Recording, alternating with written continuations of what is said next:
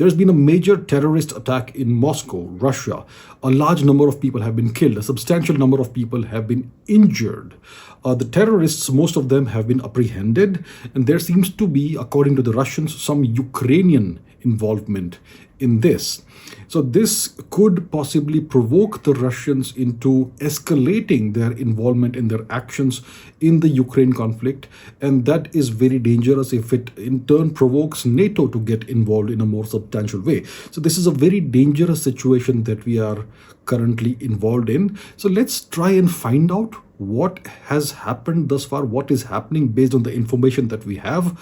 Who could be behind this possibly, potentially, and what could possibly happen going forward? Please subscribe and let's find out what could happen. This video is brought to you by my geopolitics course, Geopolitics from First Principles. If you want to understand why Russia is the major threat from the US perception, why Russia is a near superpower and China is not, then this is the course for you. The link is in the description below. So what's happened thus far in this entire situation? So on the 22nd of March, there was a major terrorist attack in the Crocus City Hall in Russia, which is a music venue. It's a music theater. Over 130 people have been killed in this. That number could unfortunately change. More than 100 people have been injured. And there seem to have been 5 or so terrorists who carried out this terrorist attack. These were clearly highly trained individuals from the videos that are available on social media. They were highly trained. And it's very evident from the way they were using their weapons, from the way that they were not running but walking purposefully. And they stayed cool in a high stress situation.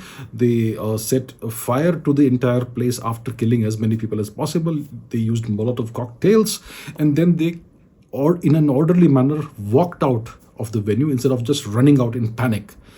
And then they took vehicles, cars, and apparently they were making their way towards Ukraine. That's what the Russians say. And most of these terrorists have been apprehended. They have been captured. Now, initially, it looked like this was a Mumbai attacks kind of situation, 2008 Mumbai attacks, but it's clearly not that kind of operation. In the Mumbai attacks, the terrorists who were Pakistanis, they came in with the objective of causing as much mayhem and death and destruction as possible, and then they intended to die in the process. That was their objective. And 9 out of 10 of them died. Only one terrorist was captured, Ajmal Kasab, and that's why the Indian authorities, government, were able to find out what exactly happened. I mean, who was behind this? It was Pakistan. So in this case, in the case of this particular attack in Moscow, the individuals who carried out these attacks, these terrorists, they did not intend to die. They intended to escape after carrying out this attack in one particular location. They did not intend to cause mayhem across Moscow. Just one location and then walk out and escape, hopefully. That was their plan. But most of them apparently have been captured, and it appears that most of them are of Tajik ethnicity. So Tajik ethnicity is from Tajikistan, and most Indians won't know this, but it's a nation. Tajikistan is a nation that's right next to India. So most of them appear to be of Tajik ethnicity. One of them, according to the Russians, has a Ukrainian passport, which is a dangerous development. One of them seems to have some Turkish connections, and some of them seem to be Russian citizens of Tajik origin. And like I said, they were apprehended apparently on their way to Ukraine. Now, what's interesting is that ISIS has claimed has claimed credit for this attack. So Russia is no stranger to terror attacks. There was this very major terrorist attack in 2002, the Moscow theater hostage crisis, in which more than 130 people died and 40 plus terrorists were eliminated. There was the 2004 Beslan school siege, in which more than 300 deaths happened. There were the 2010 Moscow metro bombings, in which more than 40 people died, and so on. So Russia is no stranger to terror attacks. And one of the causes of this is the mayhem that ensued in the aftermath of the disintegration of the USSR. There was the first Chechen war between 1996 and between 94 and 96, and Chechnya de facto became a breakaway republic. They became de facto independent. Then there was a second Chechen war, Russia-Chechen war, between 1999 and 2009, in which Chechnya was forcibly reintegrated into Russia. And Mr. Ramzan Kadyrov, the son of Mr. Ahmad Kadyrov, was installed as the leader, ruler, whatever you want to call it, of Chechnya. So Chechnya is kind of a kingdom within Russia. It's part of Russia, but it has its own way of functioning. Mr. Kadyrov is kind of like the de facto king of Chechnya, but he's very much Mr. Putin's man, and Chechen troops have fought and have been fighting in the Ukraine conflict, and they are very much on Russia's side. But there is this history, this strained history. And if you look at Russia's population, it's a very diverse population. Less than 80% of Russia's population is ethnically Russian. There's a whole other mix of ethnicities: the Chechens, the Dagestanis, the Tatars, the Ingushetians, the Tuvans, the Chuvash, the ethnic Mongols, the Tajiks, the Kyrgyz, and so on and so forth. It's a very diverse mix of people. When it comes to the Chechens, I spoke about Mr. Kadyrov and his people. Then you have the Dagestanis. So the MMA fighter, what's his name? Khabib Nurmagomedov is a Dagestani. You have the Tatars, which are Turkic people. If you know about the siblings Marat Safin and Dinara Safina, who were both world number one respectively in male and female tennis. Those siblings are of Tatar origin. Tatars are mainly Muslims. So over 20% of Russia's ethnicity, of Russia's population, is not of Russian ethnicity, and more than 10% of Russia's population is Muslim. So there is this interesting diversity that you have, and that is one of the causes of various troubles that have happened in Russia. There are disaffected people who feel that the Russians are ruling over them, and there is always the danger of terrorist attacks because of this. Now, coming back to this terrorist attack that's happened, the one that we are talking about, ISIS has been trying to claim credit for it. Now, it's interesting that on the 7th of March, Russian news agencies reported that Russia had foiled an attack by ISIS-K on a Moscow synagogue. So ISIS-K is a branch of ISIS. It's based mainly out of Afghanistan. It's called ISIS Khorasan province, Islamic State Khorasan province. So they apparently tried to attack a synagogue in Moscow, and the Russian authorities were able to foil this attack. Now, if they had succeeded, if ISIS Khorasan had succeeded in attacking this synagogue, which is a Jewish place of worship, and they had, succeeded in causing casualties among the Jewish people who went there, then that would have been bad for Russia, because it would then be perceived that Russia is not doing enough to safeguard its Jewish population. That would become the pretext for Israel to aid Ukraine in the Ukraine conflict in a variety of ways. So that would not have been good for Russia. So that could have been the objective of this attack, which was foiled. And that's not the only attack ISIS Khorasan has done on Russia. In 2022, in September, they had bombed the Russian embassy in Kabul.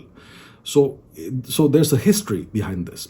Now, it's interesting that ISIS is trying to claim credit. I think the Russians have kind of denied that ISIS is behind this, but ISIS is trying to claim credit.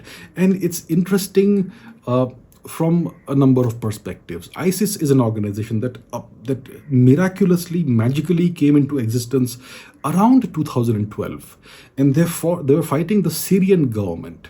They were trying to, take down the Assad regime in Syria.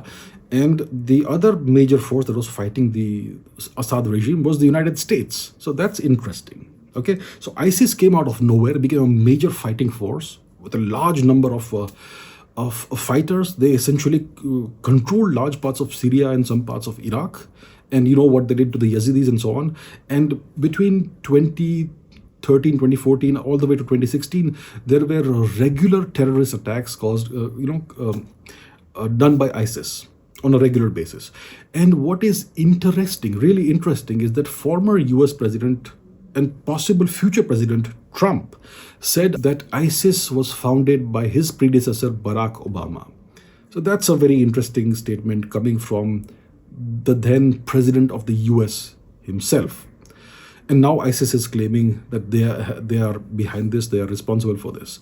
So that is interesting, very interesting. Now, is this an intelligence failure from Russia's side? Well, whenever a big terrorist attack happens, obviously it's an intelligence failure.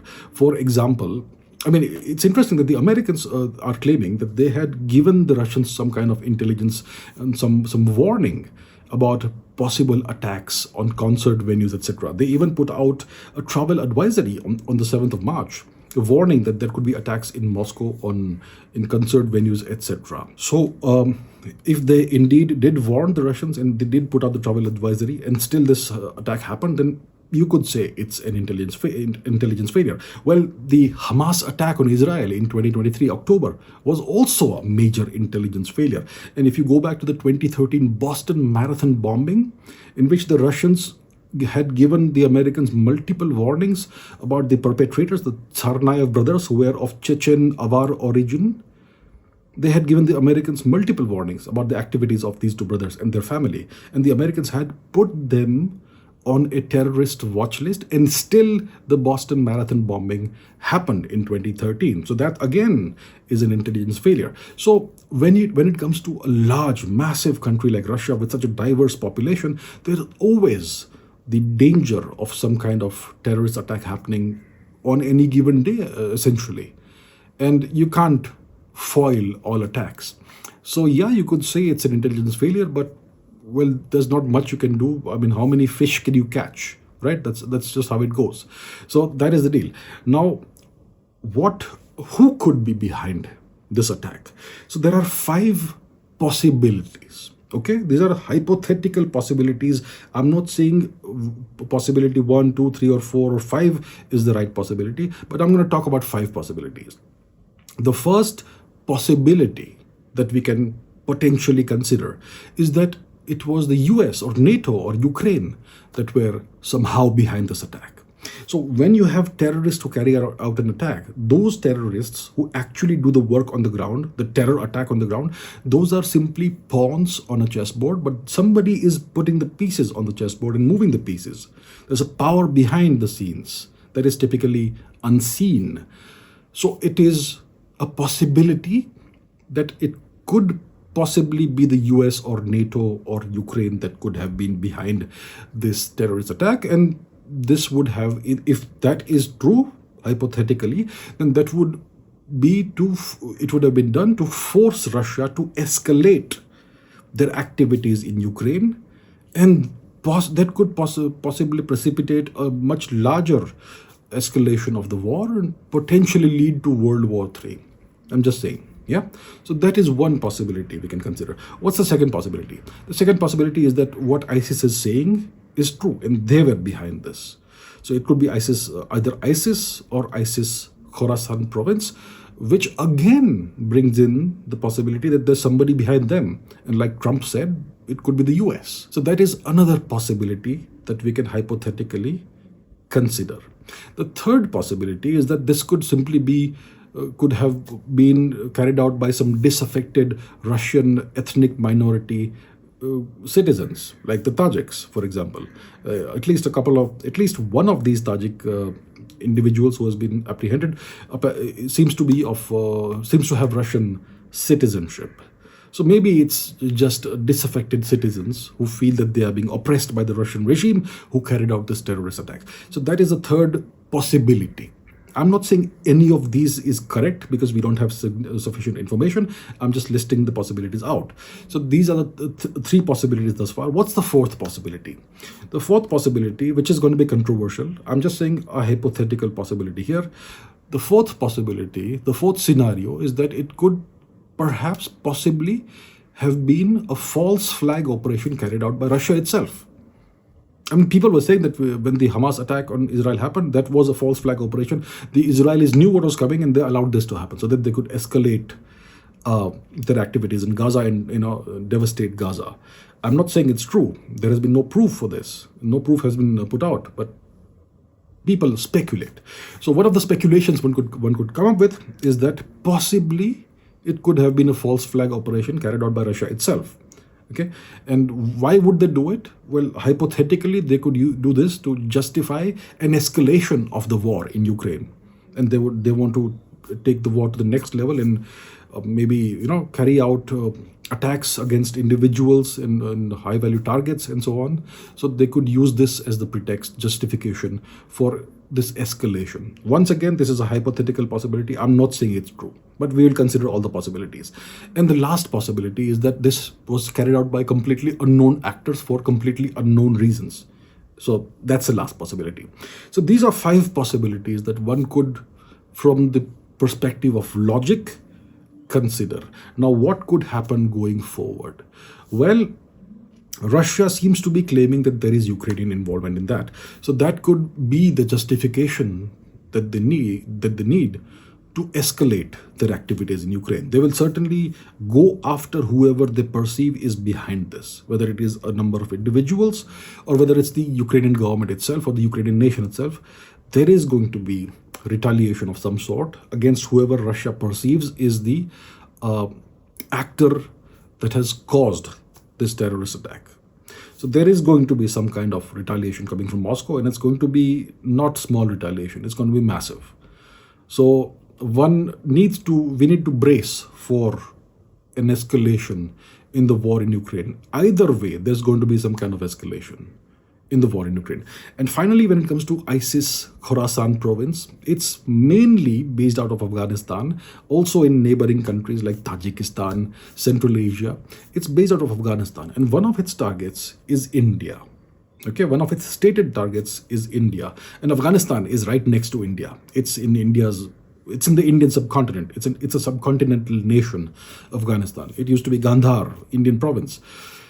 So ISIS-K, if ISIS-K is indeed behind this attack and they were able to, carry out an attack all the way in Russia, then India needs to be really careful. India's general elections are coming up, and it could be, if ISIS is indeed capable of doing these things, then it is something that India needs to be really concerned about. So this is the entire situation. These are the possible scenarios, the possible causes of this terrorist attack. And I believe that one needs to be worried about a significant escalation of the Ukraine war. And if Russia escalates its activities in Ukraine, if it takes it to the next level, and if NATO also gets involved, the French have been saying that they want to get involved and they're sending troops. If that happens, we could see a significant escalation of the war, and it could, extend beyond Ukraine. One hopes it doesn't happen, but we have to be prepared for this scenario. So that is the situation overall from the information that we have thus far. I'll keep an eye on the situation, and if some significant development happens, I'll make another video about it. Until then, thank you very much for watching, and I will see you in the next video.